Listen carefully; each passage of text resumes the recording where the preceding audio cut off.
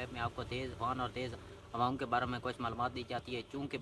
अगले बारिश से पहले के साथ साथ झक्खड़ भी चलने के इम्कानात हैं।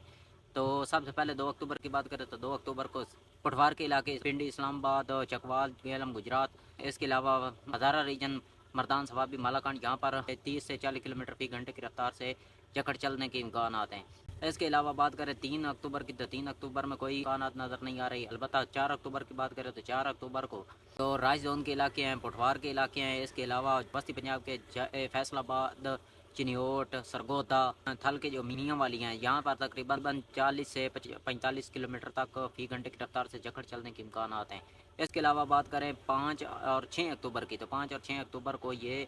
जो सबसे ज़्यादा झक्खड़ या तूफ़ान आने के इम्कानात हैं, वहाँ उकाड़ा, जंग, टोबा, सहीवाल, समुद्री, यहाँ पर तकरीबन 50 से 60 किलोमीटर फ़ी घंटे की रफ्तार से हवाएँ चलने के इम्कानात हैं। इसके अलावा 5 और 6 अक्टूबर को ही ये तकरीबन जो मुल्तान, मुज़फ़्फ़रगढ़, लिया, इसके अलावा राजनपुर, रहीम यार खान, जहाँ पर तकरीबन ज़्यादा तेज़ आंधी तो नहीं होगी, अलबत्ता तकरीबन 20 से 30 किलोमीटर फ़ी घंटे की रफ्तार से यहाँ पर भी हवाएँ चलेंगी, क्योंकि यहाँ पर बारिश कम नज़र आ रही है तो यहाँ पर हवाएँ भी कम हैं।